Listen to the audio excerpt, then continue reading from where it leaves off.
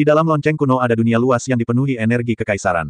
Saat Lu Yun berada di dalamnya, dia terbungkus dalam energi kekaisaran, yang membuatnya merasa nyaman. Jika Anda ingin menyempurnakan lonceng kuno ini, Anda tidak dapat berhasil hanya dengan meneteskan darah untuk mengidentifikasi pemiliknya. Sama seperti Tungku Suantian, Lu Yun memerlukan persetujuan dari roh senjata. Tiba-tiba, sosok berbaju kuning muncul di depan Lu Yun. Apakah kamu siap? Lu Yun terkejut. Nada ini sepertinya meminta Lu Yun untuk menerima tugas yang sulit. Sebelum Lu Yun bisa menjawab, dia melihat sosok kuning itu tiba-tiba melambaikan tangannya ke arahnya, dan aura kekaisaran yang kental langsung mengalir dari kepala Lu Yun. Merasakan kekuatan yang luar biasa ini, Lu Yun menemukan bahwa semua bulu di tubuhnya berdiri tegak. Namun perasaan ini membuatnya merasa lebih intim. Energi kekaisaran dari sekte yang sama dengan cepat menyatu dengan energi kekaisarannya sendiri. Lu Yun tidak perlu melakukan apapun sendiri, karena seluruh situasi jam kuno tercetak di lautan kesadarannya. Apakah kamu sangat beruntung? Ketika Tungku Suantian mengenali saya sebagai tuannya, saya bingung. Mungkinkah jam kuno ini sama? Tanpa berpikir panjang, sosok kuning itu melambaikan tangannya lagi, dan lebih banyak energi kerajaan terus mengalir ke seluruh tubuhnya. Pada saat ini, Lu Yun merasa tubuhnya sedang berubah, tetapi dia tidak tahu sampai sejauh mana tubuhnya akan berubah. Bagaimanapun, ini semua baik untuknya. Sosok kuning itu perlahan memudar dan bergegas ke arahnya, akhirnya membungkus Lu Yun di dalamnya. Nyaman, Lu Yun tidak bisa menahan diri untuk tidak berteriak. Dunia luar, melihat ekspresi bangga Lu Yun, Long Dapao tiba-tiba diliputi keraguan. Long Ying meringkuk erat di samping Long Dapao dan menatap wajahnya dengan ekspresi. Jika Lu Yun melihat adegan ini, dia pasti akan menatap mereka dengan galak. Di dalam lonceng kuno, Lu Yun dibaptis. Pada saat yang sama, bintang Dao ke-7 dibuka. Sejumlah besar Imperial Qi secara langsung mempromosikan budidaya Lu Yun ke puncak alam roh surgawi. Dalam sekejap, Lu Yun tiba-tiba merasakan kebanggaan karena, aku pemilik dunia. Kemudian, sosok kuning itu muncul lagi di hadapan Lu Yun. Meskipun dia tidak dapat melihat wajahnya dengan jelas, Lu Yun tahu bahwa sosok tersebut adalah roh jam kuno. Tanpa diduga, saya telah menunggu di sini selama ribuan tahun, dan akhirnya tuannya ada di sini. Suara sosok kuning itu bergetar, seolah kedatangan Lu Yun memberinya harapan. Apakah kamu selalu mengetahui keberadaanku? Lu Yun bertanya dengan rasa ingin tahu. Hahaha, waktu juga takdir. Hari ini pasti akan mengejutkan sebagian orang. Namun, Guru, saya menyarankan Anda untuk tetap bersikap rendah hati.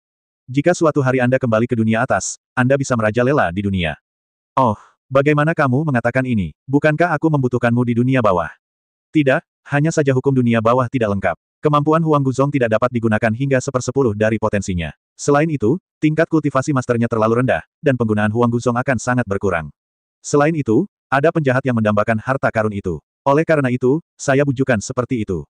Kalau begitu, aku ingin mengucapkan terima kasih. Lu Yun berkata dengan gembira, tidak masalah, aku tidak takut pada siapapun di dunia bawah. Itu sangat bagus. Ngomong-ngomong, bisakah kamu memberitahuku kenapa kamu tahu aku akan pergi ke alam atas? Selain itu, kamu pasti tahu pengalaman hidupku, kan? Lu Yun bertanya dengan tergesa-gesa. Tuan, jika tidak ada yang lain, saya akan istirahat. Jika Anda butuh sesuatu, telepon saja saya. Sosok kuning itu perlahan menghilang, hanya menyisakan Lu Yun yang menatap ke dalam kehampaan. Nenek, kamu jelas tidak mau mengatakan yang sebenarnya. Kamu tahu pengalaman hidupku tapi kamu tidak menjelaskannya secara langsung. Suatu hari nanti, aku akan membuatmu tidak bisa menjaga dirimu sendiri. Setelah selesai mengeluh, kesadaran Lu Yun keluar dari Huang Guzong.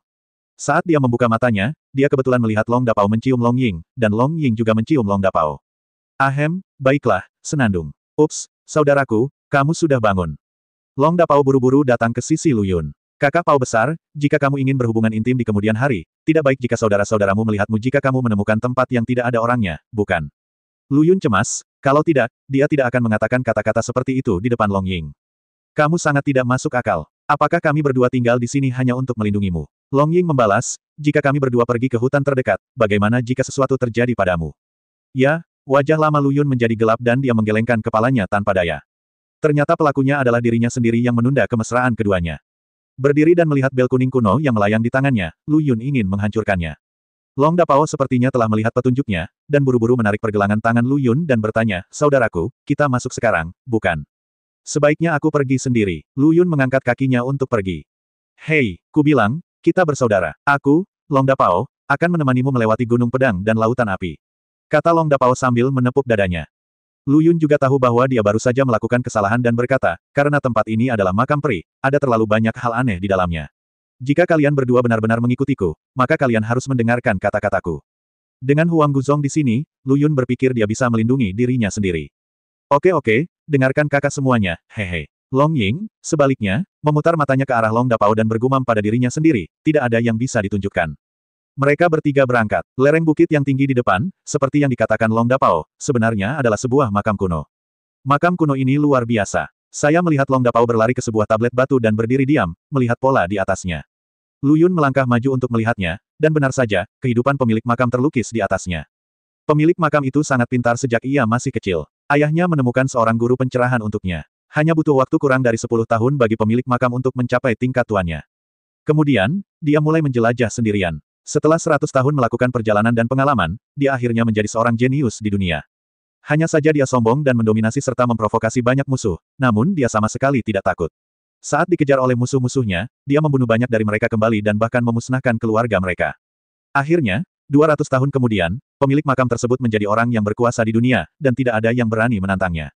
Namun, karena terlalu sombong, dia dikhianati oleh bawahannya.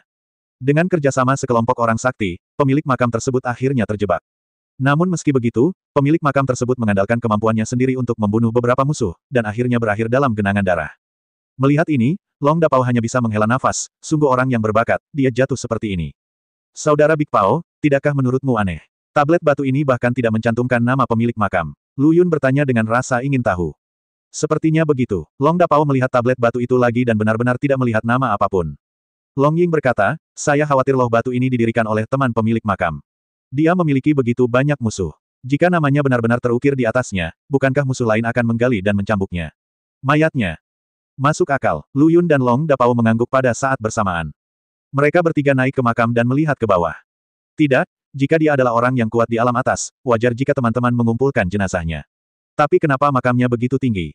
Tidak ada yang bisa menjawab pertanyaan ini. Tidaklah realistis untuk mengatakan bahwa ada semua benda pemakaman di dalamnya.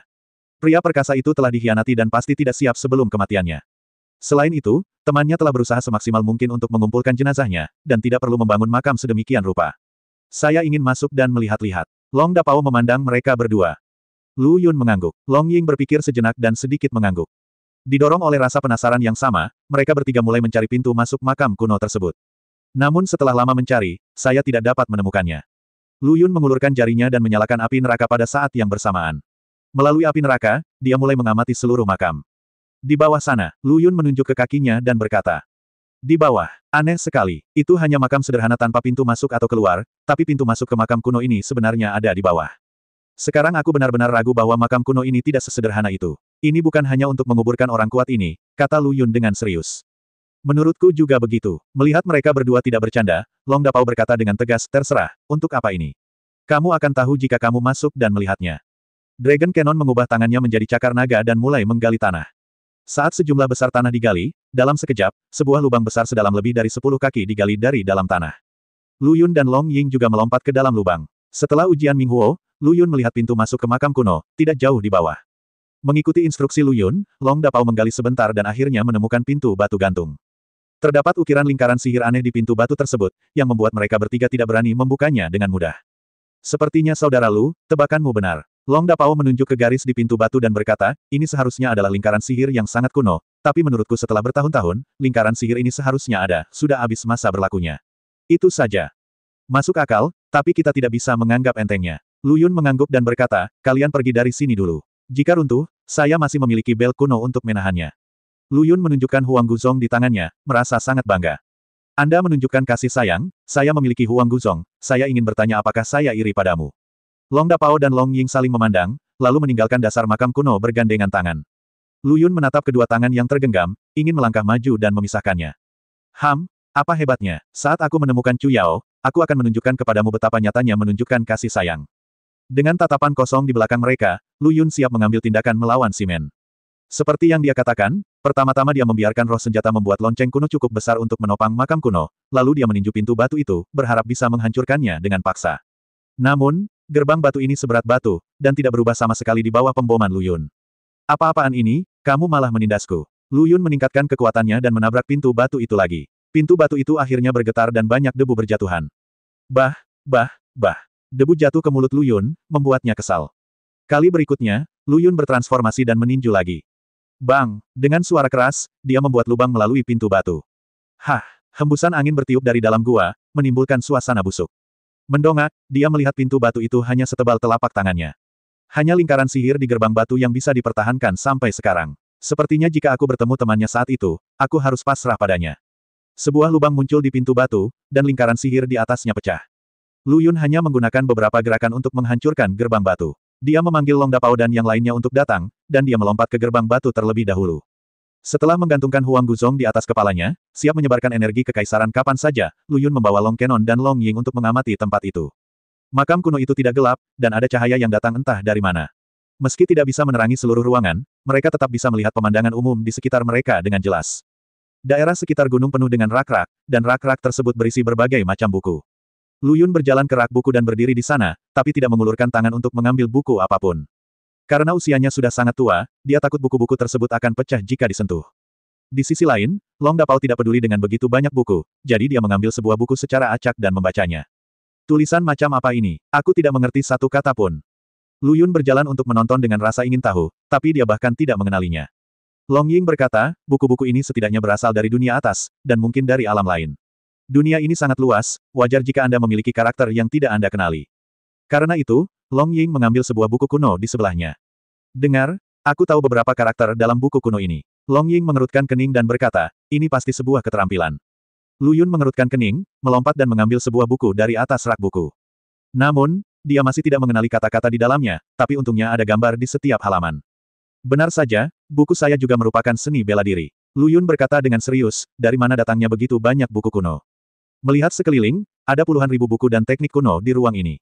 Jika teman yang sangat berkuasa itu menempatkan buku-buku kuno ini di sini sebagai tempat pemakaman, teman ini akan sangat baik. Anda harus tahu bahwa orang yang tidak serakah di hadapan begitu banyak buku kuno memiliki pikiran yang teguh, atau meremehkannya, atau tingkat kultivasi teman ini pasti lebih tinggi daripada pemilik makam. Selain itu, Lu Yun tidak dapat memikirkan alasan lain. Datang dan lihat buku ini. Long Dapao tiba-tiba berseru, menarik perhatian Lu Yun dan yang lainnya. Di sini dikatakan bahwa jika kamu mempraktikkan teknik ini, kamu dapat bergabung ke dalam kehampaan setelah selesai. Apakah ini sangat ajaib? Aku ingin buku keterampilan ini, hahaha. Long Dapao dengan senang hati menyimpan buku kuno itu. Saudara Big Pao, bagaimana menurutmu? Mari kita kumpulkan semua buku kuno di sini. Lu Yun menyarankan. Itu yang terbaik. Aku berpikir untuk menyimpannya, tapi kalian sangat baik sehingga bisa menyajikannya dalam satu panci. Mereka bertiga melakukan apa yang mereka katakan, dan dalam sekejap mata, semua buku kuno di ruang ini dimasukkan ke dalam ring penyimpanan oleh mereka bertiga. Melihat tembok kosong di sekelilingnya, Long Dapao menghela nafas dan berkata, jangan salahkan aku, kamu tidak ingin harta karun ini tertutup debu, kan? Jika kita bisa meninggalkan tempat ini hidup-hidup, kita pasti akan meneruskan ini keterampilan. Long Dapao membungkuk dan membungkuk lagi dan lagi. Ada pintu di sana. Long Ying menunjuk ke sudut yang gelap dan berkata. Lu Yun melihat ke arah yang dia tunjuk, dan samar-samar melihat sebuah pintu batu yang tingginya hanya setengah orang. Jika kamu tidak memperhatikan, akan sulit untuk melihatnya, karena warna pintu batu itu hampir sama yaitu ruang makam. Kita harus berhati-hati, jangan gegabah. Lu Yun berkata dengan serius, mungkin ada monster yang disegel di sini. Mereka bertiga sampai di gerbang batu kecil. Masih Lu Yun yang melangkah maju untuk membuka pintu. Tidak ada lingkaran sihir di pintu ini. Lu Yun mendorongnya dengan lembut, dan pintu batu itu jatuh. Setelah menunggu beberapa saat, tidak ada suara dari pintu batu, jadi Lu Yun yang pertama masuk.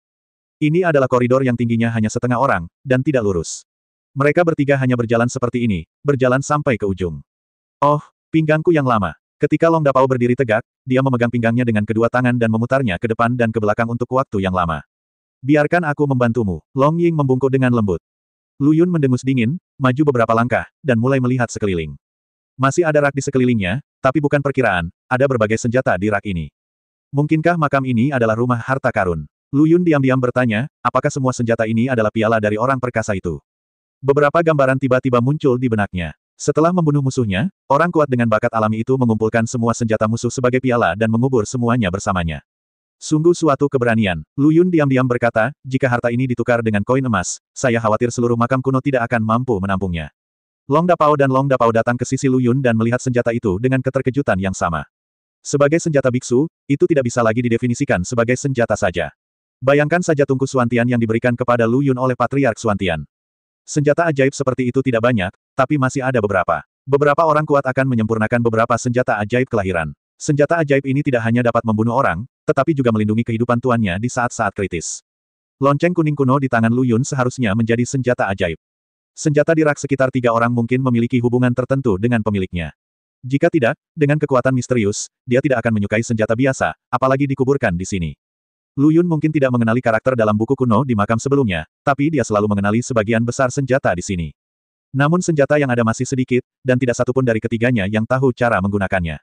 Misalnya, di bawah rak, ada sesuatu seperti botol kecil. Lu Yun tidak tahu bagaimana menggunakan botol kecil ini untuk menyerang lawannya. Jika digunakan untuk menampung ramuan, akan terlihat lebih besar. Ada senjata lain yang menurut Lu Yun aneh. Di sisi kirinya, ada tumpukan benda berbentuk persegi panjang seukuran telapak tangan. Apakah benda ini digunakan untuk memotret orang? Tapi tidak sebesar batu bata. Lagi pula, kalaupun mengenai seseorang, mungkin sama saja dengan menggaruk gatal. Barang-barang ini cukup bagus, dan ada beberapa senjata, yang bahkan mungkin tidak dianggap sebagai senjata. Misalnya, belati kayu di tangan Long Dapao, dan sepasang anting giok di tangan Long Ying. Namun, masih ada beberapa senjata yang membuat ketiganya bersinar. Long Ying mengambil rapier dari rak, dan pedang itu seringan apapun di tangannya. Di bawah gerakannya, udara dingin keluar dari rapier, membuat Lu Yun dan Long Kenon menggigil segera. Long Dapao menyukai pedang besar. Sejujurnya, pedang besar ini jauh lebih kuat dari pedang naga besar yang dia miliki sebelumnya, dan bilahnya sangat terang dan memancarkan aura yang menarik. Pisau yang bagus. Long Dapao memegang pisau besar di tangannya dan melihatnya berulang kali. Jelas sekali dia ingin menggunakan pedang ini sebagai senjata kelahirannya.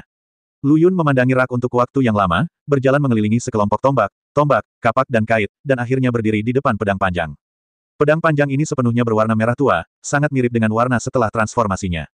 Lebih penting lagi, Lu Yun merasa seolah-olah pedang itu memanggilnya, dan suara yang tak terdengar di benak Lu Yun. Pada saat ini, roh senjata Huang Guzong berkata dalam benaknya, pedang ini disebut pedang Tai Huang. Sang master harus mendapatkan pedang ini. Adapun keindahannya, sang master harus menyadarinya sendiri. Dengan bujukan kiling, Lu Yun, yang awalnya berniat mengambil pedang, langsung mengambil keputusan. Pedang Tai Huang, sepertinya sangat kuat. Lu Yun dengan santai mencabut pedang Tai Huang dan membuat bunga pedang di lengannya. Saya melihat energi kekaisaran yang kental, membentuk garis sempurna bersama dengan bilah pedangnya. Di saat yang sama, rasa penindasan muncul secara spontan, menyebabkan mata Long Dapao dan Long Ying berpindah seketika. Saudaraku, harta apa yang ada di tanganmu ini? Mengapa ini lebih mendominasi daripada pedangku? Long Dapao bertanya dengan iri. Pedang Tai Huang, roh senjata Huang Guzong memberitahuku bahwa aku harus mengambilnya. Lu Yun menjelaskan. Pedang Tai Huang, Long Yan berpikir. Pada akhirnya, mereka bertiga mengambil semuanya di sini lagi seperti sebelumnya, tidak meninggalkan apapun. Setelah menyusuri kedua makam tersebut, ketiganya memperoleh banyak keuntungan. Long Dapao menyeringai lebar. Dia selalu memegang pisau besar di tangannya dan sangat menyukainya. Kiling, apa arti pedang besarnya? Lu Yun bertanya dengan rasa ingin tahu. Pisau, itu hanya senjata ajaib milik Daluo Jinxian. Itu bukan hal yang baik. Roh senjata Huang Guzong berkata dengan nada menghina, dibandingkan dengan pedang Tai Huangmu, ini hanyalah sebuah dunia yang berbeda. Apakah pisau itu punya nama? Lu Yun bertanya lagi. Pedang naga Azure kebetulan dipasangkan dengan pedang naga Azure milik wanita itu, tapi keduanya tidak memiliki reputasi yang baik saat itu. Oh, benarkah? Sepertinya kamu tahu banyak, beritahu aku secepatnya. Lu Yun tiba-tiba menjadi tertarik. Namun, roh senjata Huang Guzong kehilangan suaranya lagi. Lu Yun, segera, dia memberitahu Long Dapao dan Long Dapao apa yang baru saja dikatakan oleh roh senjata itu, hanya untuk dimanjakan oleh mereka lagi. Kali ini, pintu batu menuju tempat berikutnya terlihat sangat jelas dan lebar. Lu Yun bertekad untuk menguji kekuatan pedang Tai Huang, dan kekuatan magis tiba-tiba muncul di dantian pedang tersebut. Tidak dapat mengendalikan gerakannya, dia membalik pergelangan tangannya dan menghunus pedangnya. Bang! Ketika pedang Tai Huang berada beberapa kaki jauhnya dari gerbang batu, pedang itu menghempaskan gerbang batu itu. Bagus! Ilmu pedang yang hebat, saudaraku. Long Dapao hanya bisa bertepuk tangan. Lu Yun melihat pedang Tai Huang di tangannya dan tentu saja terkejut. Meskipun dia tidak menggunakan kekuatan apapun, dia benar-benar menghancurkan pintu batu itu menjadi beberapa bagian. Pedang Tai Huang ini hanyalah monster. Jika dia menambahkan kekuatan energi kekaisaran dan menuangkannya ke dalam pedang Tai Huang, kekuatannya akan lebih bisa dibayangkan. Ruang makam ketiga tidak berisi buku atau senjata kuno, melainkan berisi berbagai botol dan toples. Membuka toples secara acak, ada sepasang ramuan kuno di dalamnya. Hanya saja ramuan ini sudah terlalu tua dan energi spiritual di dalamnya sudah lama hilang. Sayang sekali kamu tidak bisa mengambil semuanya. Long Yan hanya bisa menghela nafas. Long Dapao tidak mau menyerah dan memeriksa semua botol dan kaleng di sini. Dia tidak menyerah sepenuhnya sampai dia membuka botol terakhir. Lu Yun tidak peduli, lagi pula, dia membawa tungku Suantian, dan dia bisa menyempurnakan ramuan apapun yang dia inginkan kapan saja. Namun, botol porselen merah di pojok menarik perhatian ketiga orang itu. Botol merah kecil ini sangat kecil sehingga tidak menarik perhatian siapapun sama sekali, tapi Lu Yun berjalan ke sudut itu dan tanpa sengaja menendangnya. Suara botol jatuh ke tanah membuat Lu Yun menundukkan kepalanya. Dia mengambil botol kecil itu dan memainkannya di tangannya. Botol itu sehangat batu giok dan terasa sangat nyaman di tangannya, yang membuat Lu Yun tidak bisa meletakkannya. Saudaraku, apa yang kamu lihat? Long Dapao dan Long Ying mendekat dan mata mereka tertuju pada botol merah kecil itu. Botol kecil ini rasanya enak. Saya kira ramuan di dalamnya telah kehilangan khasiat obatnya. Sambil berkata, Lu Yun mengeluarkan tutup botol kecilnya, dan aroma obat yang kuat keluar, yang menyegarkan. Bau ini adalah. Long Ying mengerutkan kening dan berkata, dilihat dari rasanya, ini pasti pil yang menopang kehidupan. Oh, tahukah kamu ramuan jenis ini? Pada saat yang sama Long Ying menyebutkan nama ramuan itu, resep untuk memurnikan ramuan ini muncul di benak Lu Yun. Pil pemanjang hidup, seperti namanya, dapat memperpanjang umur para biksu, cukup untuk melihat betapa berharganya pil itu. Dan rumput spiritual yang diperlukan untuk memurnikan ramuan semacam ini mungkin tidak mudah ditemukan. Saya mendengar Pluto berkata bahwa ramuan semacam ini tidak ada di dunia bawah, tetapi merupakan ramuan harta karun dari dunia atas. Lu Yun yakin, obat mujarab yang begitu berharga tidak dapat ditemukan di tempat biasa. Bahkan jika Anda memiliki koin emas, Anda tidak dapat membelinya. Izinkan saya bertanya, apakah ada sesuatu yang lebih berharga dari sebuah kehidupan? Lu Yun membalikkan botolnya dan menuangkan ramuan ke dalam telapak tangannya yang lain. Ramuan itu berwarna gelap dan 2 lingkaran lebih kecil dari ramuan biasa. Ada cukup nafas dalam pil penopang hidup, jadi jelas masih bisa digunakan. Hehe, ini hal yang bagus. Saat malapetaka datang, pil ini akan cukup untuk menyelamatkan hidupmu. Kata Long Dapao dengan iri. Hanya ada satu ramuan ini, dan jelas tidak mungkin bagi mereka bertiga untuk membaginya secara merata. Lu Yun menyimpan ramuan itu dan memikirkan cara menggunakannya. Saudaraku, bisa mendapatkan ramuan ini berarti itu ditakdirkan untukmu, jadi tidak perlu mempertimbangkan kami berdua. Long Dapao berkata dengan bangga. Ya, kita bertemu memang takdir. Akan menjadi berkah jika kita bisa mati bersama. Long Ying setuju. Sebarkan makanan anjing. Taburkan makanan anjing lagi, Lu Yun tidak mau makan, dia sudah muak. Awalnya dia masih ingin berbagi, tapi sekarang dia tidak punya mood untuk hal lain. Saudari Cuyao, kamu di mana? Lu Yun berteriak dalam hatinya. Ngomong-ngomong, saudaraku, kita sudah melewati 3 ruang makam, kenapa kita belum melihat peti mati pemilik makam? Long Dapao bertanya dengan rasa ingin tahu. Lu Yun memutar matanya ke arahnya, mengatakan ini seolah-olah dia tahu tentang makam itu. Saat saya berada di alam bawah memang banyak terdapat perampok makam, dan setelah keluar dari alam bawah, bisnis perampokan makam masih populer di dunia biksu. Namun, makam abadi tidak mudah untuk dicuri. Selalu ada lingkaran sihir atau jebakan. Jika Anda tidak sengaja jatuh ke dalamnya, jika Anda tidak tahu cara menghancurkan formasi atau memiliki keberuntungan, Anda tidak akan pernah kembali. Saudara Big Pao, kamu masih ingin mengambil semua senjata ajaib pemilik makam. Bukankah itu tidak masuk akal? Hei, apa katamu, saudaraku? Maksudku, karena kita mengambil begitu banyak barang dari pemilik makam, setidaknya kita harus memujanya di depan peti matinya. Kalau tidak, aku tidak akan bisa hidup dengan hal-hal ini. Long Dapao Sin ada jalan kiki. Hah, kakak Big Pao, ini agak berbeda dengan gayamu. Menurutku saat itu.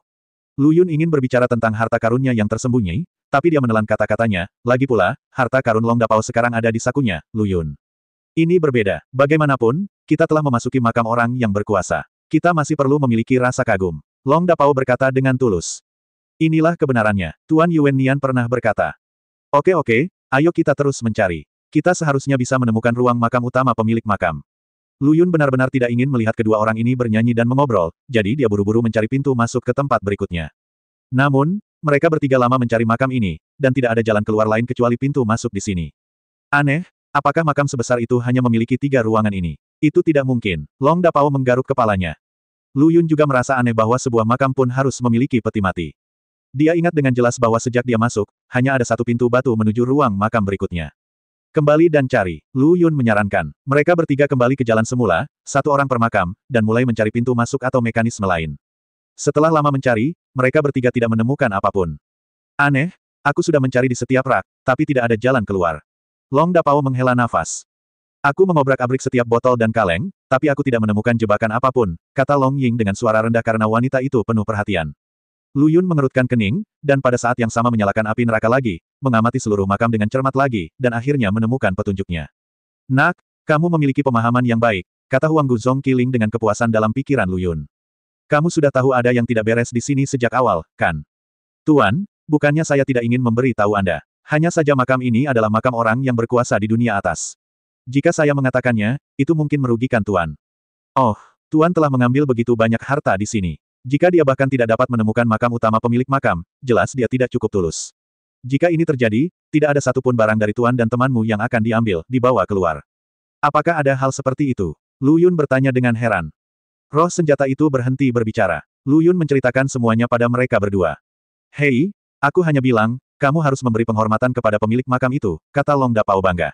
Tapi masalahnya muncul lagi. Sekarang kita tahu ada ruang lain di sini, bagaimana cara masuknya menjadi masalah. Jika mereka ingin mengobrak-abrik ruang, tidak satupun dari 3 orang Lu Yun yang dapat melakukannya, kecuali tingkat kultivasi mereka dapat dipromosikan ke ranah Tai Golden Immortal. Namun saat ini, siapa yang dapat meningkatkan kultivasinya begitu cepat? Selanjutnya, di dunia bawah, tingkat kultivasi tertinggi adalah alam roh surgawi. Ini dibatasi oleh hukum langit dan bumi di dunia bawah, dan tidak ada yang bisa menerobosnya. Bahkan jika seseorang menerobos, semua biksu itu telah pergi ke alam atas. Demikian pula, setelah seseorang mencapai level Taiyi Golden Immortal, dia akan dilarang oleh hukum dunia bawah. Jika dia terus bertahan, dia hanya akan dibunuh. Karena mereka tidak bisa melakukannya dengan paksa, mereka hanya bisa menemukan cara untuk membuka ruang tersembunyi, tapi mereka bertiga tidak mengetahui formula ajaibnya sama sekali dan tidak bisa membukanya sama sekali. Tapi itu tidak masalah. Sekarang setelah Anda mengetahui masalahnya, akan lebih mudah untuk menemukan jawabannya. Lagi pula, Lu Yun juga memiliki plug-in sesat Huang Gu Zong Killing. Senior, kamu juga tahu bahwa tingkat kultivasi kita terlalu rendah dan kita tidak bisa mengobrak-abrik ruang sama sekali. Karena kamu sudah menunjukkan caranya untukku, maka aku akan mengikutinya sampai akhir dan memberitahuku cara membuka ruang ini. Lu Yun bertanya dengan tulus. Tuan, bukannya saya tidak ingin membantu, hanya saja. Hanya apa? Hanya saja pemilik makam ini memiliki hubungan lama dengan pemilik asli saya. Jika saya katakan terus terang kepadanya, bukankah itu berarti saya menggali kuburnya? Apa yang dikatakan Huang Gu Zong Killing benar? Jika itu adalah Lu Yun, dia tidak akan mengatakan hal seperti itu. Namun, Huang Gu Zong adalah miliknya sekarang, dan roh senjata juga memanggilnya Tuan. Bukankah tidak loyal jika mengatakan hal seperti itu sekarang? Senior, apa yang kamu katakan masuk akal, tapi sekarang kamu memanggilku Tuan, bukankah kamu, sebagai roh senjata, harus menyelesaikan masalah Tuan? Ah ini, Kilin tiba-tiba merasa gelisah. Juga, aku telah bekerja keras untuk mencapai titik ini. Kamu tidak boleh melihat kami bertiga kembali dengan tangan kosong. Ini tidak akan ada gunanya bagimu, kan?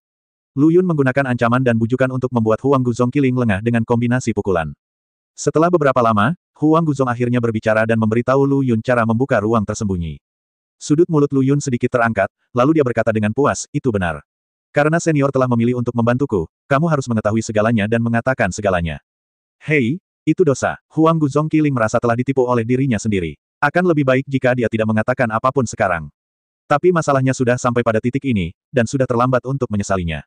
Long Dapao dan Long Ying telah mengawasi dari samping sementara Lu Yun sedang berkomunikasi dengan roh senjata. Melihat ekspresi Lu Yun bergantian tegas dan sinis, bangga dan sinis, keduanya saling memandang, bertanya-tanya apa yang terjadi pada Lu Yun. Untungnya, Lu Yun kini mulai membentuk segel dengan tangannya, dan menggumamkan kata-kata. Ruang di sekitarnya mulai berfluktuasi, dan pemandangan di sekitarnya mulai berubah dengan kecepatan yang terlihat dengan mata telanjang. Semua rak kayu di sekitarnya menghilang, digantikan oleh meja persembahan dengan upeti di tengahnya. Ada pembakar dupa kecil yang diletakkan di atas meja persembahan, dengan asap mengepul di dalam pembakar dupa. Ada beberapa piring upeti yang diletakkan di kedua sisi pembakar dupa, yang terlihat sangat segar sekarang. Di belakang meja persembahan terdapat batu nisan setinggi 2 orang dengan tulisan di atasnya. Cantik sekali, tapi kantong makamnya ditutupi dengan berbagai macam rune, tidak bernoda, dan masih mempertahankan aura yang kuat. Long Dapao berkata dengan heran, saudaraku, kamu sangat baik, aku benar-benar menemukanmu. Long Ying melihat sekeliling dengan ekspresi terkejut di wajahnya. Makam sebesar ini mungkin hanya layak untuk orang kuat setingkat Santo Pelindung di dunia bawah. Lu Yun ingin tertawa, karena keempat dewa penjaga dunia bawah masih hidup dan sehat, dan mereka semua masih sangat muda. Kecuali jika bencana 10.000 tahun datang dan mereka cukup beruntung terkena keberuntungan ini, Lu Yun tidak akan tertawa. Aku rasa dia tidak bisa hidup lebih lama dari mereka. Long Dapao memimpin dengan berjalan menuju loh batu, dan Lu Yun juga sangat tertarik dengan kata-kata di loh batu itu. Long Ying juga melangkah maju, mengerutkan kening dan berkata perlahan, aku, Dewa Emas King Yun, bercita-cita mencapai alam atas ribuan tahun yang lalu, dan tidak ada yang bisa menandingiku. Dia sombong dan sombong, tapi dia berbelas kasih terhadap semua makhluk hidup. Dia belajar seni bela diri yang tiada taranya dan menyempurnakan kemampuannya. Namun, dia dikhianati oleh para pelayannya dan berakhir dengan tubuh, pikiran, dan tubuhnya hancur. Sebelum saya meninggal dunia, saya meninggalkan prasasti ini untuk memperingatkan generasi mendatang agar tidak sombong dan sulit diatur, tetapi agar berhati-hati dan berhati-hati, serta tidak mencari ketenaran palsu. Ingatlah ini. Yang mulia, saya masih memikirkan masalah yang belum selesai. Saya berharap jika generasi mendatang memiliki kemampuan, mereka dapat membantu saya memenuhi keinginan saya. Prasastinya hilang di sini. Sungguh Dewa Emas King Yun, dia berani mengklaim dirinya tak terkalahkan di dunia atas. Wajah Long Dapao penuh dengan rasa iri, aku tak terkalahkan dalam satu pertarungan, apakah kamu juga memiliki momentum seperti pria hebat ini? Saat dia berbicara, Long Dapao menegakkan punggungnya dan menunjukkan kekuatan ototnya kepada Lu Yun dan yang lainnya. Long Ying menutup mulutnya dan tersenyum lembut setelah melihatnya, tapi wajahnya seperti bunga persik dan matanya dipenuhi kekaguman. Kakak Pao besar, aku sudah mati lebih dari 1000 tahun, apakah menarik bagimu untuk bersaing denganku? Bukan itu yang kamu katakan. Bahkan jika ada banyak pahlawan yang bersaing di dunia atas, pasti tidak akan ada pahlawan yang menonjol dari yang lain. Dan aku, Long Dapao, pastilah seorang biksu seperti itu. Bagus, Lu Yun dan Long Ying bertepuk tangan untuknya. Tapi, apa sebenarnya keinginan senior ini? Dia tidak mengatakan apa-apa, bagaimana kita bisa membantunya memenuhinya? Long Ying bertanya dengan ragu. Tidak masalah, ayo beribadah dulu baru bicara. Setelah mengatakan itu, Long Dapao berbalik dan berjalan kembali ke meja altar, mengambil 3 batang dupa dari meja altar. Saudaraku, pinjamkan aku api. Lu Yun tidak punya pilihan selain menggunakan api neraka untuk menyalakan dupa untuknya. Jadi, Long Dapao berlutut dengan khusyuk di depan meja altar, bersujud 3 kali dengan khusyuk, lalu memasukkan dupa ke dalam pembakar dupa. Senior, saya tidak sengaja memasuki makam Anda dan mengambil sebagian harta Anda. Saya ingin mengucapkan terima kasih di sini. Jangan salahkan saya, senior. Dang dang dang, 3 bunyi bip lagi. Sekarang Long Dapao bersujud, Lu Yun dan Long Ying tidak berani mengabaikannya. Mereka mengikuti dan bersujud 3 kali, menggumamkan beberapa kata. Tiba-tiba, garis asap hijau tiba-tiba muncul dari loh batu, dan seorang pria parubaya tampan perlahan-lahan muncul. Senior telah muncul. Long Dapao berteriak dengan semangat, Senior, Junior Long Dapao ada di sini untuk menyambutmu. Long Chanao melangkah maju dan membungkuk, sangat saleh. Asap humanoid itu tampak dalam keadaan kebingungan, matanya kusam, gerakannya lambat, dan dia sedikit menundukkan kepalanya untuk melihat meriam naga. Lu Yun dan Long Ying juga mendatangi tablet batu itu dan memberi hormat dengan hormat. Anda, nada suara King Yan agak aneh, tapi mereka bertiga masih bisa memahaminya. Senior, aku tidak sengaja memasuki makammu dan mengambil hartamu. Tolong jangan salahkan aku, jelas Long Ying. Jadi begitu, pria itu mengangguk sedikit, ambillah sesukamu. Aku sudah meninggal, dan hanya ada satu sisa pikiran yang tersisa. Tidak ada gunanya menyimpan barang-barang itu. Senior, bolehkah saya bertanya apakah Anda memiliki keinginan yang belum terpenuhi? Sebaiknya Anda memberitahu saya dan saya akan memenuhinya untuk Anda. Mengharapkan, pria itu bijaksana dan tidak berbicara beberapa saat. Mereka bertiga hanya bisa menunggu dia berbicara. Setelah sekian lama, pria yang berubah dari asap hijau itu akhirnya berbicara. Saya ingat saat itu, saya memiliki hubungan baik dengan seorang kultivator wanita, dan bahkan akan menjadi pasangan Tao, tapi, dia tiba-tiba berubah pikiran, dan mulai berkencan dengan pria lain, wanita jalang itu, saya membunuhnya. Petik 2. Mereka bertiga saling memandang, sangat bingung. Terlebih lagi, pemikiran orang kuat ini melonjak terlalu cepat. Saya melihat True Immortal King Yun menundukkan kepalanya tiba-tiba dan berkata dengan wajah tegas, saya diserang oleh manusia anjing itu dalam serangan diam-diam, dan wilayah saya untuk sementara disegel olehnya, itulah sebabnya saya berakhir seperti ini. Jika kalian bertiga setuju untuk membalaskan dendamku, aku akan menyuruhmu menunggu. Teknik yang tak tertandingi. Ini, mereka bertiga kembali bingung. Bagaimana mereka bertiga bisa menghadapi seseorang yang bisa mengalahkan True Immortal King Yun sampai mati? Bukankah ini lelucon? Apa, kamu tidak setuju? King Yun Zhenxian berkata dengan marah, lupakan, letakkan barang-barangku dan pergi, aku akan mengampuni hidupmu.